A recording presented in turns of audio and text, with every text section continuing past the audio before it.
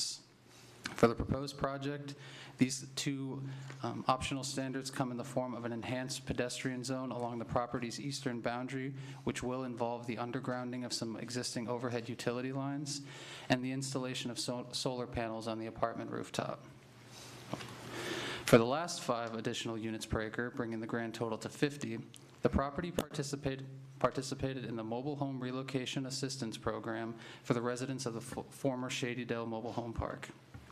Increases to density aside, this development agreement would also limit the height of the proposed building to 5 stories, require the facade of the building to meet the architectural excellence requirements of the West Bay Drive CRD, and mandate the removal of a private manhole system that served the former mobile home park. And now we'll look at a tentative concept plan of the proposed development. You see it is primarily focused on the east side of the parcel, located relatively far away from the existing residences to the west of the site. The complete architectural elevations are included in your agenda packet, but here is the proposed renderings of the to be named Largo Vista apartments, and you can see this is the 5 stories that are restricted in the development agreement. Staff recommends approval of the proposed development agreement for the property located at 263 First Street Northwest to permit the development of an up to 79-unit apartment complex. From here, the project would be scheduled to be heard before the City Commission at a public hearing on June 4th, 2024. Staff is available for questions, and the applicant is also in the audience should there be any questions. Thank you. Thank you. Are there any questions from the board? I just have Yes, one, Ms. actually. Faustini. I couldn't find it in the West Bay plan. I'm sure there. I just couldn't find it. What is the AMI thresholds for the affordable housing in the West Bay? So we actually, in the audience with us, also have our housing manager who could probably more eloquently state that than I Perfect. could. Thank you. Good evening, board members. So for the West Bay Drive plan, it is 120% median income is that restriction. Okay. Any other questions for staff?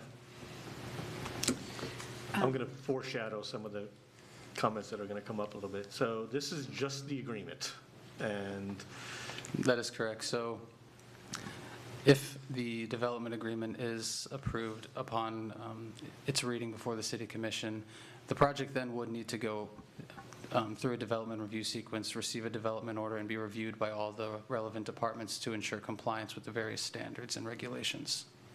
traffic study, you think, or no? That is not something that is explicitly outlined, but it's, in theory, could be something that is requested in the future. Okay. I have a question. How many parking spaces are allotted for the development? So as a minimum, they would be required to at least have 1 parking space per dwelling unit, up to a maximum of 2.5 per dwelling unit. Similar to the unit count, again, this is only the tentative concept plan in terms, so these final numbers would be evaluated through that review sequence. The only time that if it may need to come back here, as an example, is if a significant change occurs, like hypothetically if it goes to 85 units or if there's a second building added. But otherwise, things like parking counts would be evaluated through the review sequence. I was going to ask that. So unless something really changes, it's not going to come back through here again. That's correct.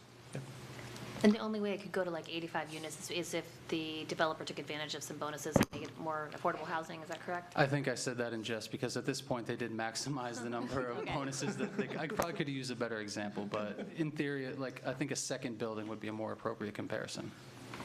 And I just have one other, I read through the development. I think it's actually a really good development agreement. There's a lot of good things to help the former mobile home community that was there and things. I struggle with us classifying this as affordable housing, but in the area that it's going in the direction that we're looking to take downtown Largo, I think the 120 threshold is fine. I just struggle at calling it affordable, but that's my only comment. Just on a point to that too, so typically the income range from that is 81% to 120. We do see at some of our other density bonus developments, there are a lot in that kind of 85-90% range that are occupying those, and they are seeing a a reduction in rent compared to the market rate rents at the same complex, so. And I think that area is certainly going to have higher market rents than Largo in general, and that's kind of what we're aiming for with the new city hall. So I'm not necessarily opposed to more necessarily luxury units or higher end units in that area, because that will help, prevent displacement of lower income people from their homes, from people buying those homes. That's all I was trying to say, is I'm not afraid to say that this is necessarily might be for higher income people, but that it does still prevent the displacement of lower income people by preventing those people from, say, buying someone who's renting a low income home in that neighborhood currently. I have one question. Do we have out of the 79 units, do we have a ratio of 1 bedroom, 2 bedroom, 3 bedroom, or is it going to be all 2 bedrooms, or do we have an idea of what, as far